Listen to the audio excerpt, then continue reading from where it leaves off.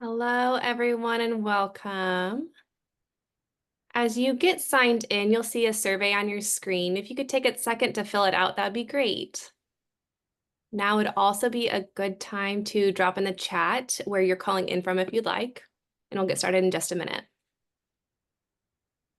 While we wait, I'd like to introduce myself. My name is Madison Burnett, and I'm a BCBA. I lead our professional development program, and I'll be available to support throughout the webinar today. In addition to that role, I work alongside other BCBAs on our clinician-led recruitment team, and I support in the effort of recruiting quality professionals to join our team. If you are interested in joining MPG, please indicate so in the post-webinar survey at the end of this webinar, or you can email careers@manhattanpsychologygroup.com. I see we have quite a few returning attendees and some new ones also. We are thrilled to have everyone here.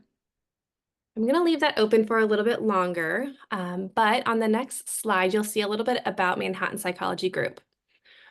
Kristin, if you could switch to the next slide, that'd be great. All right, we were created and established in 2011, and we have continued to grow. Our team consisting of skilled adult and child psychologists, neuropsychologists, behavior analysts, special educators, licensed social workers, and behavior interventionists. As a team, we're committed to wraparound care, which includes our wide range of services from mental health and testing to ABA and educational services. This holistic approach allows us to address various needs and challenges with compassion and care. We provide services to clients out of our Upper West Side and Long Island City offices in home, school, and clinic-based settings, as well as through telehealth. Our team is committed to serving individuals, couples, and families of all ages and diverse settings. We're also pleased to offer these free monthly webinars for parents and professionals where we continue to learn and foster meaningful connections. Our vision at MPG is to create a future where individuals and their families feel supported, connected, and empowered. Our mission is to provide a multidisciplinary, integrated support for individuals and their families who experience mental health, behavioral, and educational challenges. Right, next, some housekeeping information for CEUs. For those seeking CEUs for this presentation, you'll need to collect the 2 code words that are stated and complete the post-webinar quiz and survey. We'll post the codes on the screen, and Kristin will verbally say them, and once we move on, we will not be able to come back. We will send out the post-webinar quiz within the last 10 minutes of the presentation or after the last code word is stated. Any polls or chats that are incorporated into this presentation are not required to get your CEU, but they are encouraged. We will be leaving the chat open, but please post any questions you have in the Q&A so that we can make sure that they are seen. And now I'd love to introduce Kristin. She is a New York State licensed behavior analyst and a board certified behavior analyst. She received her undergraduate degree in psychology and master's in education at Rutgers University. She completed an online BCBA course sequence at the Florida Institute of Technology. Kristin received her second master's degree in teaching as applied behavior analysis at Teachers College at Columbia University in New York. Kristin is passionate about teaching and guiding all individuals with or without developmental disabilities. She firmly believes that principles of ABA can improve an individual's quality of life across all skill sets like communication, academics, social, and adaptive skills.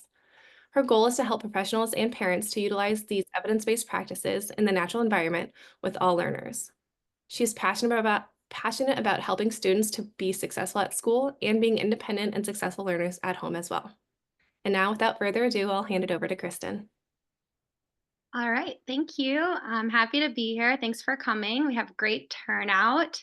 I like this topic a lot because it's something that I haven't found a lot of CEUs on, so I want to provide something to everybody that is a little bit new and can be refreshing. So maybe you have already heard about the interventions that I'm going to be talking about today, but if everybody could just put into the chat how you currently target reading comprehension with your learners.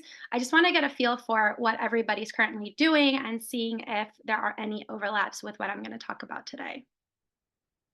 So just feel free to write in the chat what strategies you're currently using to target reading comprehension. Some people are responding already. Letter sound symmetry, expressive labeling, working on WH verbally first, looking for keywords as a reading comprehension skill. Okay, DI, yeah, that's great. I'm going to talk a little bit about DI Hillary, so thanks for bringing that up, but only at the end. Referring back to the text, picture walks, sequencing visuals. That's a great even skill for preschoolers and pre-readers, right? Sequencing, okay. WH questions. Teach the WH concepts in a variety of settings with receptive and expressive methods. Okay.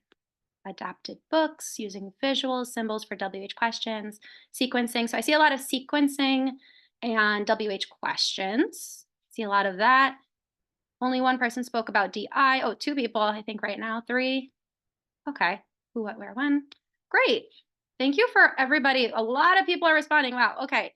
Amazing. Okay. So everybody, it seems like a lot of us are working on reading comprehension, and we're all here to hear about another strategy or a new approach to also target WH questions, or WH questions, reading comprehension.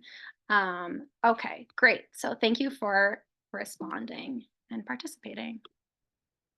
So the reason why I put here reading comprehension an extension of the listener repertoire is because reading is an extension of listening. And just like writing is an extension of speaking.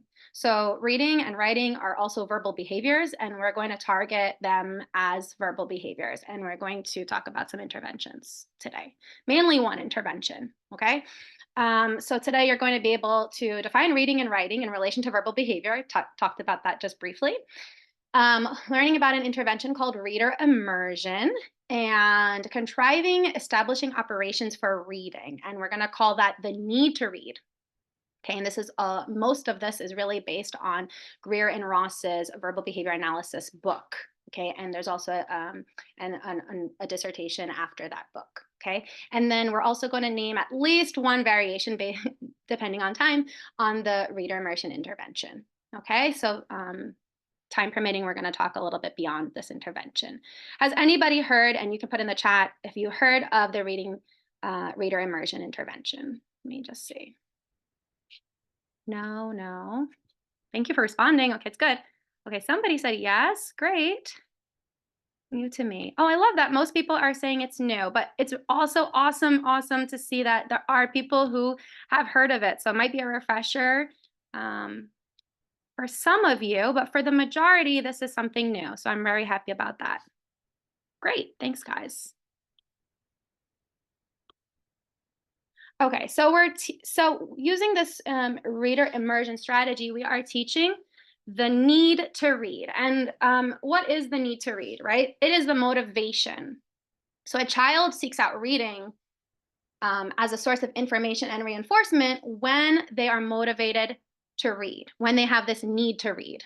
Okay, and the important part about creating motivation is because reading motivation is directly correlated to reading comprehension. So if we're motivated to read and reading becomes a conditioned reinforcer, then our comprehension naturally improves. If reading is not a reinforcer, then our comprehension is also not going to be where we want it to be, right? So we're talking about kids mostly. So in order to contrive this need to read, we are contriving conditions where reading becomes reinforcing on its own because it fulfills that functional need to get to a reinforcer or to gain knowledge of something that's meaningful to you. And so we're talking about kids. That's why we're going to talk about an intervention that helps kids get access to reinforcers and gain knowledge that they want based on their interests, right? And so when reading becomes a reinforcer, we are now utilizing scenarios that lead to direct reinforcement. So we'll talk a little bit more about that with the intervention, okay? Let's go to the next. Here's a little quote from the book, Greer and Ross's textbook on page 250. Writing and reading are extensions of speaking and listening in that readers respond to print in the same way that listeners respond to auditory stimuli. So if you're following an instruction like go to the blue table, it's an extension of reading the instruction, go to the blue table, right? If you can follow the written instruction, then you have some form of reading comprehension, okay? And just the same as language comprehension, listening to instructions, reading instructions. So let's talk, I want to just jump right into the pre and post probes, which are identical. That's why I put pre and post. So before the reader immersion intervention and after the reader intervention, there are probes. And there were 2 probes in the Mackey 2017 dissertation, which was based off of the Greer and Ross VBA textbook, right? So the first of the 2 probes was a read and draw, and the second was a read and build. So basically, the children were given 10-step instructions, either to draw something or to build something. And there were no consequences, no teaching, right? It was just a probe, an observation to see what kind of comprehension does the child have at this current time. And based on their performance, they were either identified as, okay, they need to improve reading comprehension, or they already have reading comprehension. So, so these were presented in a list format, right? 10-step instruction for reading, which didn't actually have numbers 1, 2, 3, 4, 5, 6, 7, 8, 9, 10. These were actually 10-step instructions, but it looked more like 3 instructions, because what they did in the article was they kind of broke down each step into components, right? So if it says, if the read and draw instruction was draw a red circle in the center of the page, that ended up being 3 components of the 10 steps. So 3 out of 10. So it was the color of the circle, and the location of the circle. Instead of having 10 instructions, it was components to see how much of the instructions did the child comprehend and implement into this probe. Similar to the read and build, there were 10 instructions, numbered 1 through 10, where they were either completed the task or didn't complete the task in the probe. So I'm going to show you pictures just so that this all makes sense. There was no correction, there was no reinforcement. It was really an observation and a measurement of how their current reading comprehension skills were at. And the first code word, I'll take about 15 seconds for you guys to write this down. You're going to need it for your quiz, is probe. So the first code word, everybody needs this. The word is probe. That's the first code word for your quiz so that you can get your CEU.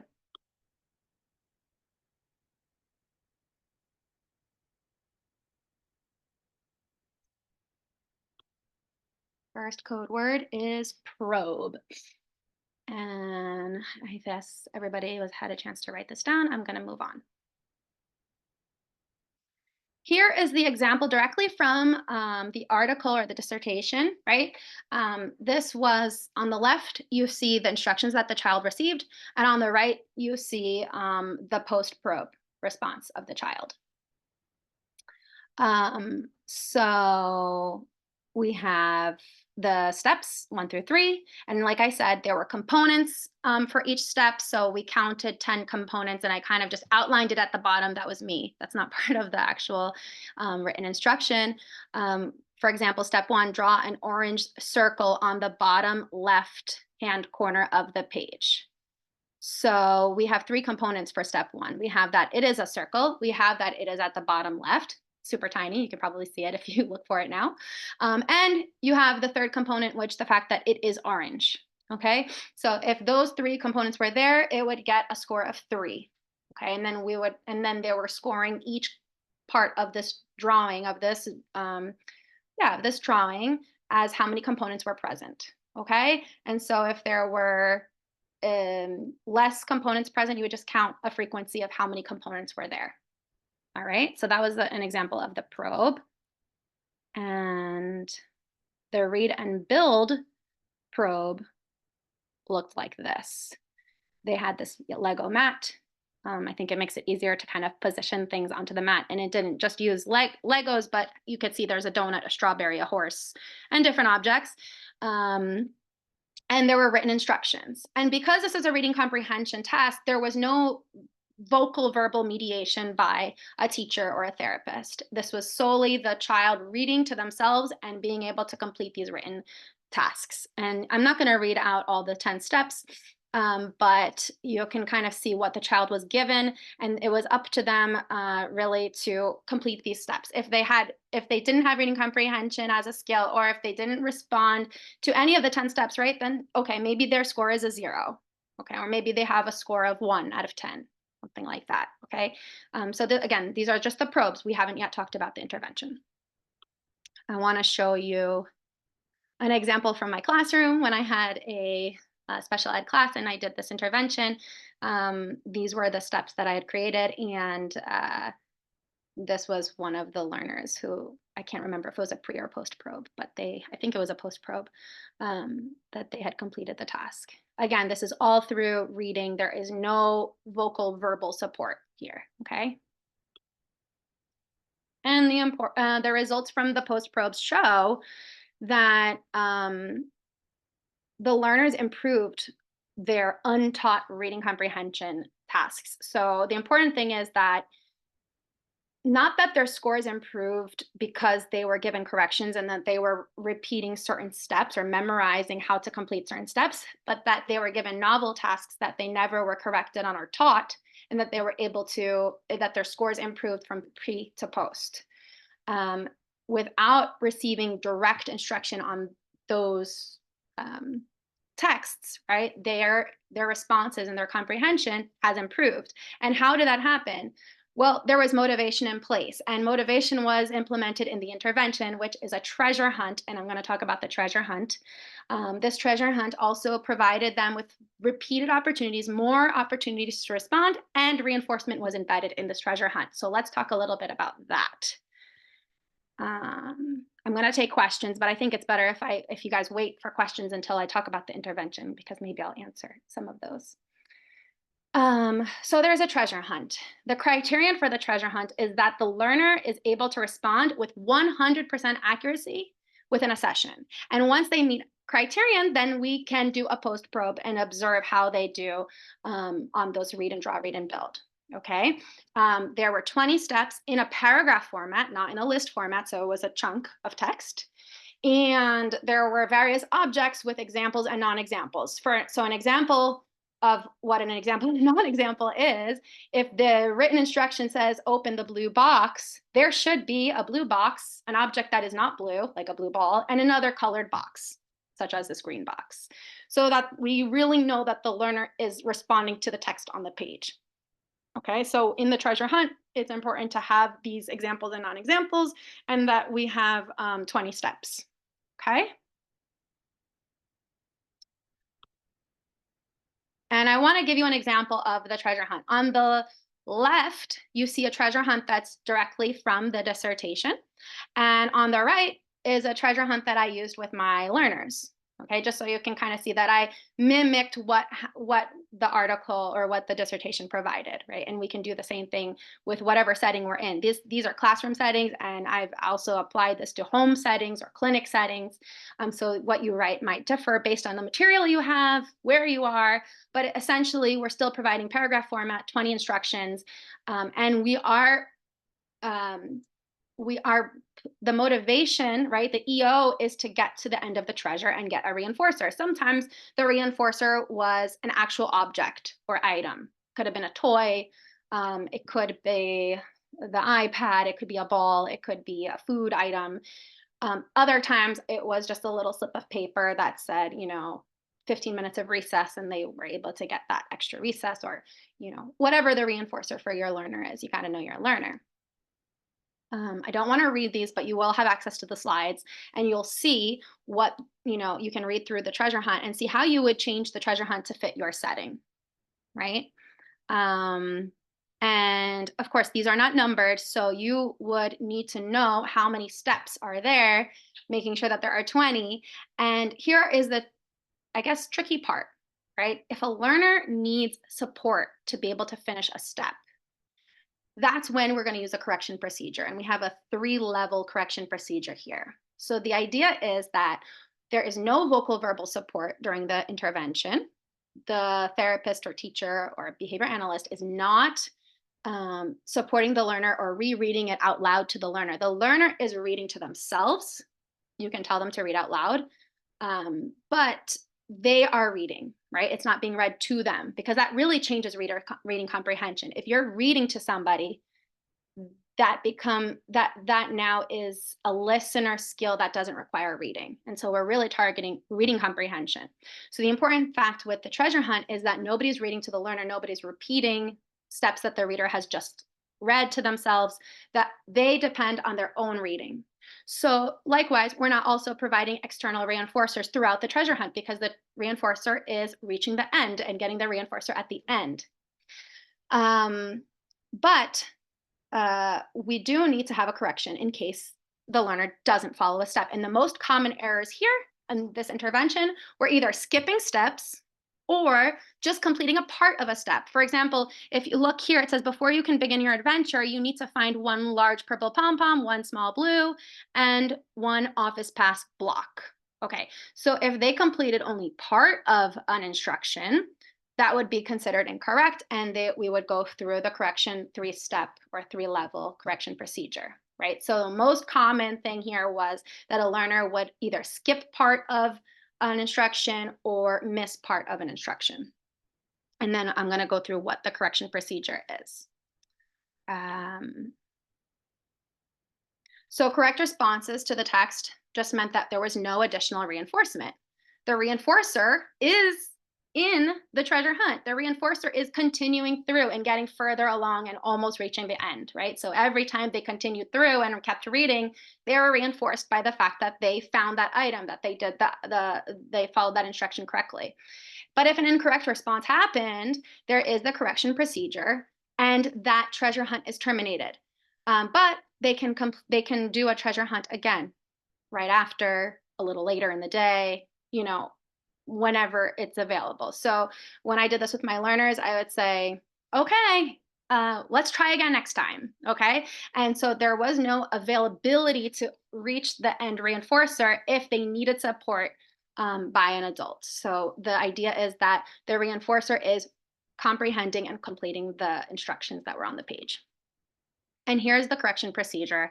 I just wanted to organize it in a way that we see it as a 3-step, because we start with the first level. If the learner skipped a step or incorrectly completed a step, it's important to stop them and go through these 3 levels. First thing, the least intrusive correction would just be to point. Okay, we're not using any vocal verbal language, we're just pointing. The reader can then reread it, complete that step, and realize, they're going to realize that they did it wrong. They're going to complete that step. And then you say, okay, we're going to try that again next time, or we're going to try another treasure hunt later today. Okay. And there is no availability to get to the reinforcer, although they responded to the correction because you pointed to the text. That was a level 1 correction. So it was incorrect. So we can now record how many steps the learner completed in that treasure hunt, and that's their score for that session. Okay, so if they got to step 2 and they were able to complete 2, but they erred on step 3, they get a score of 2. Or if they completed 4 of the steps, 4. Okay, and then the one that was corrected doesn't count as how many they were able to complete by reading. Okay, now if pointing doesn't work, so you point and the learner just doesn't respond to your gesture, then you might want to write a note so that they attend to the important text. So it could be something like, which pom-pom do you need to get? Or, there's a pass that you need to get. Which pass is that? And so that extra, and again, you're not telling the learner this, but it's on maybe a Post-it or a whiteboard or on the side of the treasure hunt itself, that they're able to read additional text to get to complete the step that they needed to complete. So everything is through reading. Nothing is through following vocal verbal instructions. By immersing them in reading, right? Reader immersion, we're immersing them in reading. They need to read to be able to complete this task, even with the correction. So you might, in level 2, you might say something like, read it again. What color did it ask you to get? Or it might just be a direct written prompt of, you need to open the blue bin. So if you write it or, rephrase it through writing, they might be able to complete the step, but they complete the step and then you let them know, okay, we're going to try the treasure hunt later. Okay. And that's a signal to them that they need to follow the written instructions to be able to finish the treasure hunt. If we let them continue, then it kind of decreases the EO to read and follow written instructions. And so we want them to be able to be self-sufficient readers, right? We want them to comprehend and read and do on their own. That's the whole point of the reader immersion protocol. Now, if those two steps or those two levels didn't work, you tried pointing, didn't work, you wrote you need to open the blue bin, but they still didn't open the blue bin, then you go to level 3, the most intrusive correction, and you're trying all 3, right? You're going to point to the text, move your finger across, and just model what that looks like. Okay, open the blue bin, and you show them how you do it. I'm opening the blue bin. Now it's your turn. They read it, open the blue bin, they do it, and then you're showing them, modeling for them, and they're correcting their own behavior with a more intrusive prompt. Okay. I think there's a question. Okay. Is there evidence with this for dyslexic humans? Sorry, I'm just answering this because I thought the question was interesting. The learners that I've read or in the article are, I think, I have to double check, but I think it's just autism. However, I think it's great to, extend on the literature, and we do need more research on this. So that's an interesting question, Hattie. I have used this with a learner who had ADHD, autism. I can't remember the other diagnoses. But if we're looking at a skill, right, we're looking at reading comprehension or the need, inducing the need to read. We don't want to treat necessarily a diagnosis, but we want to treat a behavior. So if reading comprehension is the target, it would be interesting to know if there was research on this population. But I think it's valid to try a reading comprehension approach that accounts for motivation, has research-based correction procedures and criterion and such, and see if that applies to that population. But yeah, I don't have a really great answer for you there. All right, so here we can see how many treasure hunts each learner needed before they met criterion, right? So we could see that, okay, participant 1 learned a lot faster than participant 3, but the idea is that they had to keep getting exposures to treasure hunts and getting criterion at 100%, which was 20 steps, right? That's why it goes from 0 to 20. I'm just going to bring out my little marker, spotlight, 0 to 20.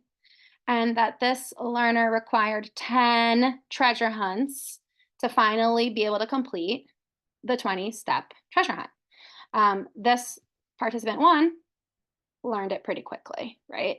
And participant 2 as well. Participant 1 and 3 also went back into intervention after the post-probe, it looks like, because we see a phase change line here. Probably there was a post-probe that they did not meet criterion for, and so they went back into the treasure hunt intervention, and they seem to both respond. Participant 3 responded very well to the treasure hunt on the second time around, the second cycle or dose, you want to call it. So then there was probably another post-probe after treasure hunt 11. Okay. So we see here that these are the number of treasure hunts until they were able to complete 100% accuracy without any prompting, right? Without any of those corrections that we talked about, the least to most intrusive correction procedure. And this shows that after 3 sessions, after 4 sessions, and after 10 sessions, those 3 participants were able to complete the instructions to criterion.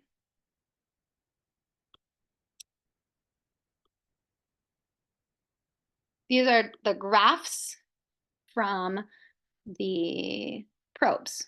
So if we see the black line, the black bar as the number of correct responses to the probe stimuli, and the grayish bars are the number of correct responses to novel stimuli. So ones that they had not been exposed to before. We see that before the treasure hunt intervention, it's here, and after the treasure hunt intervention, these here, the scores have improved. So the number of correct responses have increased. Even though they have increased, participant one might still need to go back into the treasure hunt intervention, right? It's not yet um, at criterion.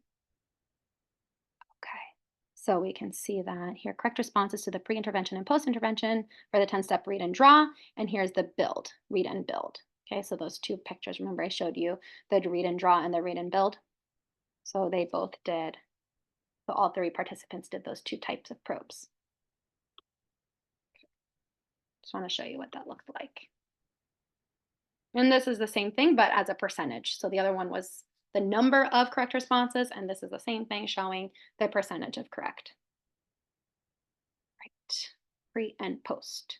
See that nice differentiation across all three participants, showing the effectiveness of the treasure hunt. And what's really great is that we see the treasure hunt is different in form than the read and draw and the read and build. So we see that conducting a treasure hunt or gaining access to a reinforcer through a treasure hunt has induced this need to read and has and the motivation was in place to then to perform better in the read and build and read and draw post probes. Whereas before the treasure hunt, the probes, the scores were lower, right? The correct responding was lower.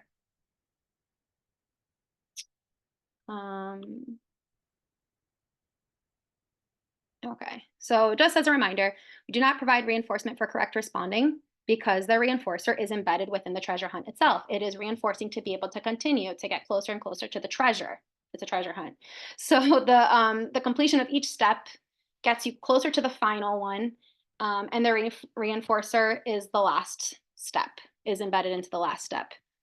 And if your learner needs it, you can provide reinforcement for, you're doing such a nice job holding your paper. I like how you're on task and you're continuing, you're doing such a great job using inside voices or whatever it is in their behavior intervention plan.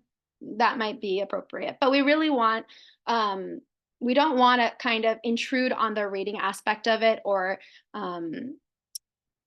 alter the reinforcer. We want the stimulus control to be in the writing, not in the teacher or the therapist saying, "Great job reading. You found that blue box. I love that you found the blue box."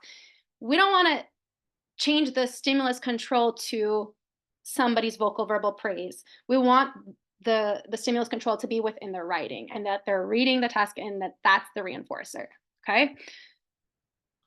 And we'll look at some prerequisites to be able to do this intervention, right? They need to have some incidental language learning, a really good vocabulary, right? And it's also referred to as naming. They need to have self-talk. So if they say they're going to do something and they're, oh, I'm going to, I'm playing with the Legos and they are playing with the Legos, that's, the say-do correspondence of I'm going to do this and then actually do it. So they're able to talk to themselves and comprehend that. Those are some prerequisites that were based on this dissertation. But we also want to make sure that some other skills would be really great here, right? So if they are aversive to reading, we might want to condition books or we might want to condition reading material as a reinforcer because if they're aversive to it, we're not going to really be able to teach comprehension. We know that in early learners, it's important that for our early learners, it's important that they seek out books and that they, during a choice time or when books are available, they're interested in opening a book and looking at pictures. And these are things that we can start with our very young learners to prepare them for reading comprehension later down the line. We want to make sure that they are reinforced by looking at pictures, text, turning pages, things like that. We also want to make sure that other skills that early learners can work on if they're not yet ready for a treasure hunt, that they can match the pictures to the words when they start to read, right? If they're starting to read 3-letter words, consonant, vowel, consonant, that they can match cap to the word cap, or they can, that we're building them up to that. So there are some other pre-reading comprehension skills before you get to a treasure hunt that you can also work on.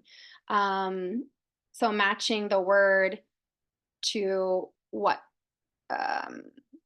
matching the actual word to the vocal word. So if I say ball, then they are matching the word ball to the picture of the ball, or just identifying ball because somebody said ball. So that's just a listener skill, right? The same as a reading skill.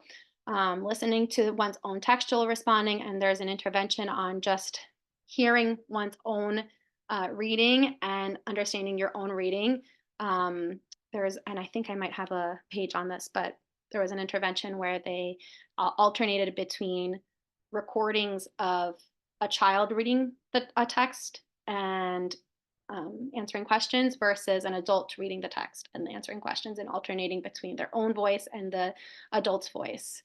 And we also want to make sure that the child is fluent in their reading. If they're struggling to read, or that they're still working on textually responding, that's going to also impact their reading comprehension. And if their effort is in the actual reading itself, we want to get them to be more fluent readers before we hold them accountable for comprehending what they're reading. Because we know that when learners are learning to read, they're using all that effort to learn to read. But once they learn to read and they are readers and they have fluent reading abilities, right? 80 words per minute is pretty, determines fluency.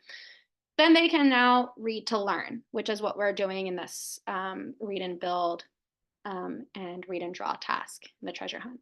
Okay, so making sure that they have these prerequisites. Can they read? Can they textually respond? Is it very effortful to read? Are they still getting a lot of corrections on how to read, and that reading is an issue? Then we want to really focus on reading fluency as the skill to be able to comprehend in a long, before we provide them with paragraphs of text. However, let me go through to, if these are issues, right? If we see that there are a lot of error patterns, which I think I have here, not acquiring the skill, there's no increasing trend on my graph, the learner is not progressing through the intervention, I don't see progress after so many after so many treasure hunts. The learner is requiring too many corrections, and I'm not able to use the non-vocal verbal prompts. If you feel like you need to vocally prompt the learner, then maybe we need to take it back a step. Maybe we need to do something a little bit easier and less effortful, so that they can get to the point where they don't need vocal verbal prompts, because the whole point is that they are improving their reading comprehension, right? Not their listener comprehension and responding to vocal verbal instructions. We want them to follow written instructions. So let's break it down further if that's what they need. Here are two options. Now, before I go into this, let me go back and just see what people are saying, because I see a bunch of questions. Let me see if I can answer some of your questions. Christopher is asking, what if the learner errors and self-corrects? How long do you wait to error correct? If they self-correct, that would mean that they didn't move on to the next step, that they are redoing that step and then continuing through the treasure hunt, right? I haven't seen a learner read through, reach step 15 and then go, well, okay, so let me rephrase it. If they are self-correcting, it means that they're self-correcting in that moment on that step. They couldn't have gone to step 15 and then corrected step 3, because remember, we're stopping them before they move on. They're not able to finish a treasure hunt unless they get it correct. So if there's a learner who's correcting themselves, that means they're correcting themselves in the moment before they move on to the next step.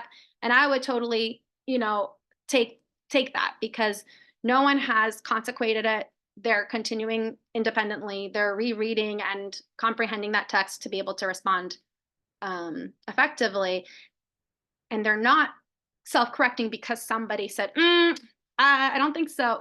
There is no vocal there's no vocal verbal intervention here. So if they're self-correcting, it's because they reread it and that they understood the text and that they're comprehending the text. So I would let that go. So Christopher, great question. Just to rephrase, it wouldn't be possible for a learner to be on step 15 and then self-correct step 3, because they wouldn't be able to get through past step 3 if that's where their error was, right? Remember, when they make an error, they are stopped from going on to the next step. So if they self-correct, I would accept it. How many seconds would I wait? same with most of the responses, 5 to 10 seconds. If I see that they're moving on, I would then do step one, gesture towards the text. Right? If that didn't redirect them, then I would write them a note and say, please read the sentence where it says da da da da, or remember this sentence says to do blah blah blah blah blah, and then that would be a correction, right? If they're moving on to the next step, and you see them grabbing the wrong item and continuing through, then that's a good point to stop. So 5 to 10 seconds, and then you would give a correction, and again you would say, okay, we're going to try another treasure hunt later today, and that's it. So thank you for that question. How would this work for a learner just learning to read? We're going to talk about that right now, Anissa. So thank you for that question.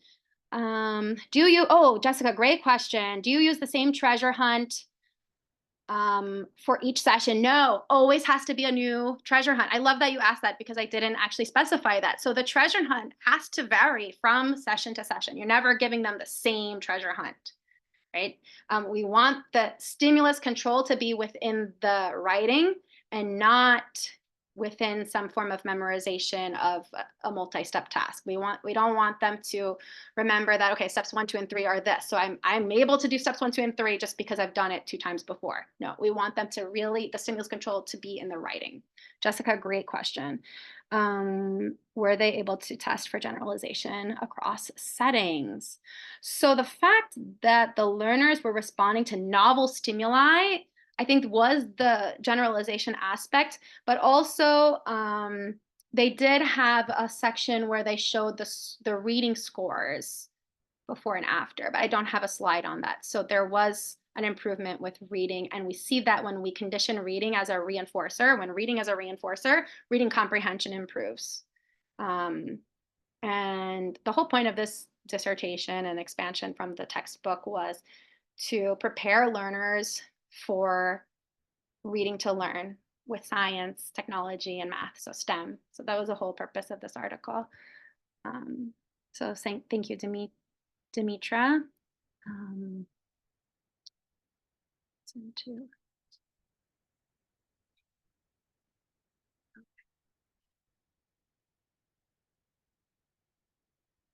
Does the learner know in advance if they err that they would be stopped from proceeding?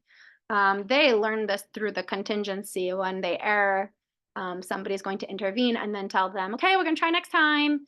And, we're going to find the treasure next time. And we kind of make it exciting, right? When I did this with my learners, I say, okay, are we ready for the treasure hunt? Who's ready for the treasure hunt? And usually the kids in my class wanted to do it because they wanted to get this treasure, and it was kind of like a fun divergence from the rest of their day. So we did it during I did this during transition times, or when someone was done with their work early and things like that. But if you were doing this in a home setting, you can really, and I did this in home settings, and I've actually done this during parent trainings and made it I simplified this so that parents could do it. But making this so that if parents don't want to give their child the iPad or something, we'll say, okay, well, if you really, you want to work on reading comprehension, we can tie in the iPad. The treasure hunt could be 10 minutes of iPad, and you can give them the treasure hunt after they finish their homework and eat their dinner, something like that. But to answer your question, Anna, going back to your question, we don't notify them in advance. You have to get it all right. Otherwise, I'm going to correct you and you're going to not be able to finish. No, we don't tell them that, but they learn it and they're motivated to really read and pay attention to what's on the page because they want to get to the end. So I think it's just really through experience that they find that out.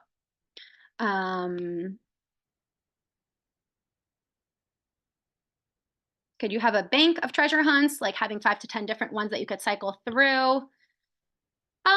We try to keep it novel and not repeat it, but I guess if you had 10 different ones, that would kind of reduce the likelihood of a child memorizing. So you could try that. How many treasure hunts can you do? 2 people have asked this. What's the lag schedule on treasure hunt repetition? So you could do it, right after. I usually did 2 or 3 in a day. But I don't think the research shows that there's a certain number that you should do in a certain day, within a certain day.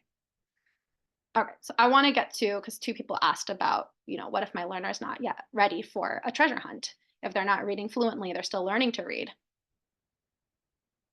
So here's two basic ones. One, and this is based on Greer and Ross 2008, that there are 3 containers or 3 cups. One has a reinforcer and 2 have a neutral stimuli in them.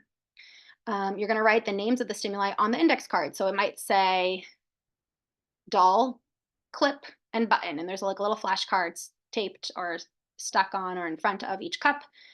Cup 1 says doll, cup 2 says clip, cup 3 says button, and their instruction is to find the doll, and that's a vocal verbal instruction. Find the doll, and they need to read the word doll to know that the doll is under that cup. And when they read doll and they realize, okay, that's what I want, and this is doll, they're going to lift the cup or open the box and find the reinforcer because they read the word that was asked of them.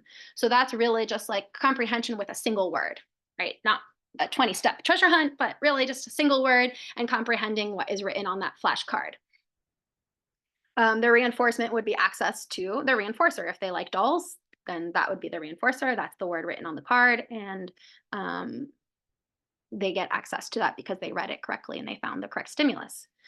Or option 2 is just breaking down this treasure hunt into single steps, and rather than giving them a multi-step treasure hunt. Now, I had 3rd to 5th graders, and I did this multi-step treasure hunt with them. They all had a diagnosis, but they were all readers and read fluently. However, they could read everything, right? We have a lot of learners who you give them a text and they can read beautifully, even with intonation or without intonation, but regardless, they can decode and textually respond to almost everything, and they can spell almost everything. So these are the learners we're talking about. They're very good at reading, but do they know what they read?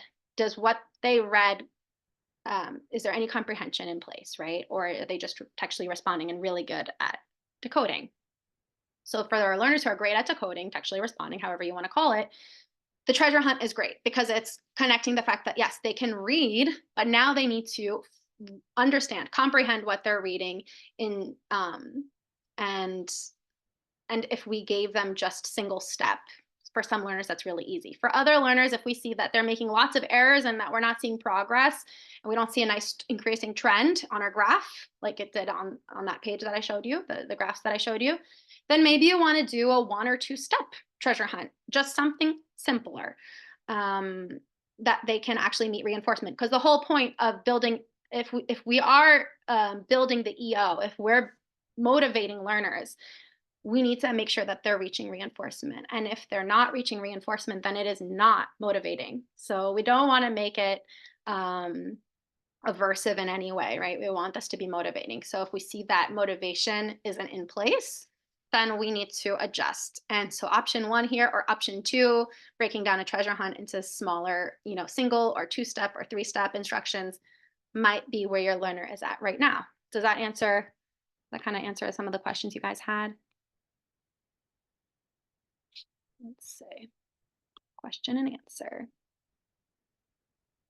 Okay, Megan is saying, in my experience, a lot of my clients are either indifferent to reading or even find reading aversive. So pairing it with external reinforcement when starting to teach the skill is more or less necessary. Yeah, so here we are, exactly. So here we are pairing reading with this reinforcer and making it meaningful, right? In order for reading to be reinforcing and to be motivated to read, we need this need to read. And we're doing that by embedding something meaningful to the learner. I want this treasure hunt because I want the treasure at the end. I want to spend 5 minutes on the iPad, or I want to go outside and run around. I want to run around outside, and that's the treasure. Or I want this new train for my Thomas collection, right? And that's the treasure at the end. It could even be a toy that they already have. They love Play-Doh. They finish the whole treasure hunt, and then they get access to the box of Play-Doh. So yeah, we are making it meaningful to them, and that's the motivation that needs to be. If Shruti is asking in this option 1, if the cups and containers are solid, yeah, they are solid. Is there a minimum number of steps that are required for the treasure hunt? In this article, the treasure hunt had 20 steps. And if you are implementing this and the learner is either having difficult with decoding and textually responding to what's on the page, we would need to probably do an easier task that doesn't require so much decoding or textually responding. And I use decoding and textually responding interchangeably. Okay. All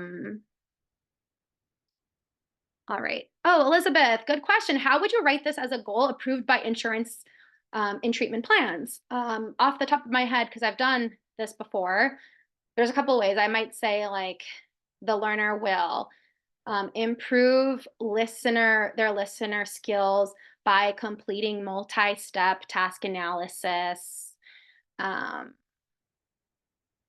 at 100% accuracy or something like that. Or I might say the learner, if the insurance plan allows reading instruction, which some don't, and it's specific to reading. If you're targeting reading, then you could talk about reading. If you're targeting this as an extension to listening, you could list it as a listener response. If it's a prerequisite to utilizing, maybe you can say that the learner will improve comprehension through textual prompts by responding at 100% accuracy.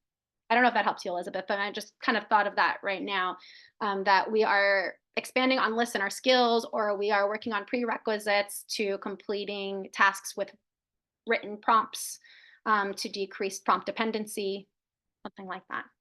Does that make sense? Okay, let me keep going because we have a couple minutes and I was able to get through some of your questions before reaching the end. Let me see here.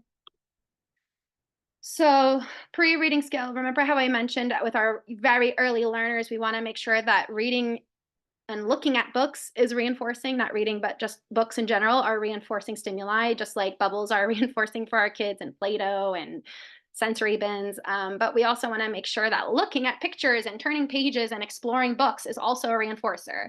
So there are different conditioning procedures that you can do. And one of them might be that we use a stimulus-stimulus pairing procedure where looking at books gets paired with attention on, let's say, a 5-second interval or a 10-second interval. And there are different articles that go through. You can put in conditioning books as reinforcers, or stimulus-stimulus pairing for conditioning books as reinforcers. And you'll probably find articles on this. So just looking at, okay, what are the prerequisites and how can I prepare my 3-year-old or my 4-year-old for this intervention? And not to say that that conditioning books is only for 3 or 4-year-olds. You might condition books with an 11-year-old also, right, before they learn to read. So we want to make sure that looking at books, looking at text and pictures is a conditioned reinforcer, right? Because it's not an unconditioned reinforcer. We need to condition it. And for some of our learners, it already is a reinforcer. And for other learners, we need to teach. Here's code word number 2. It is read, R-E-A-D. Code word number 2 is read. Give you a couple seconds to write down the code word, read.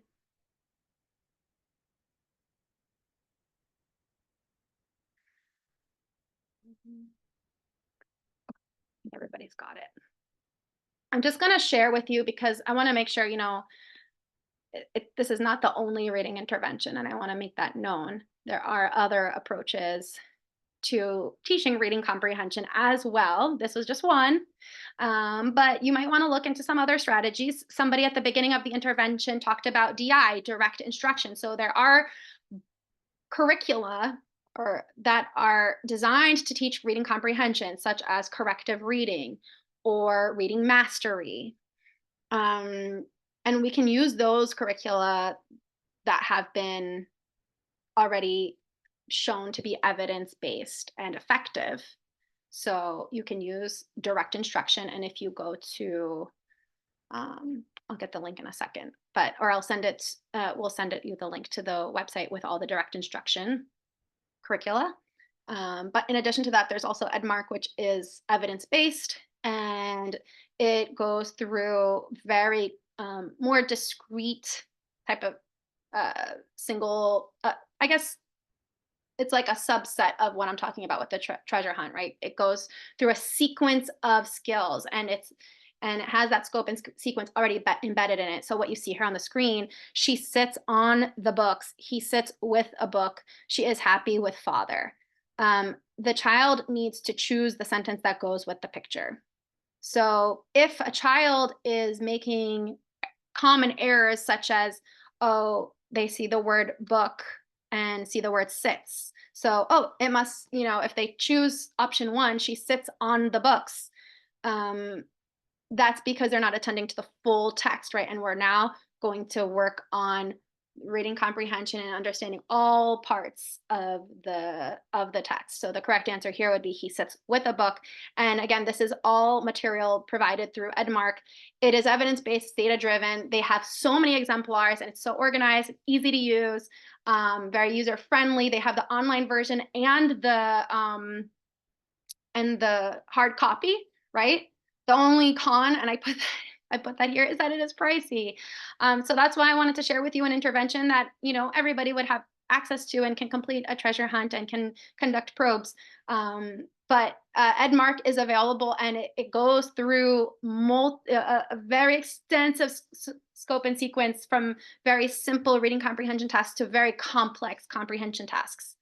And I like this one because it's online. So when I found that they now have the online version, I was very excited about it. But again, the only downfall here, I think, is the price, right? But it is a very complete program. And another option for those of us looking for an effective reading comprehension program, or those DI programs, also pricey. Okay, it's the only downfall, but they are evidence-based. And this one also has evidence, of course. Like I said, this is an extension of Greer and Ross's VBA book, Verbal Behavior Analysis, and it's a dissertation. So yeah, we do need more research in this area, and specifically on treasure hunts. But if we're looking at the principles of ABA, and that to teach new behaviors, we need motivation, we need EO in place, we need reinforcement. Well, this intervention has all of those principles. So we also are accounting for the fact, right? They're accounting for the fact that the stimulus control is in the text, and there are no other extraneous variables that are impacting the reader's behavior, because all of the reader's behavior is based on what they're reading, and if they're reading it accurately and following those steps accurately or not. So it's either correct or incorrect. So see it. I think I have time for some more questions, right? Okay.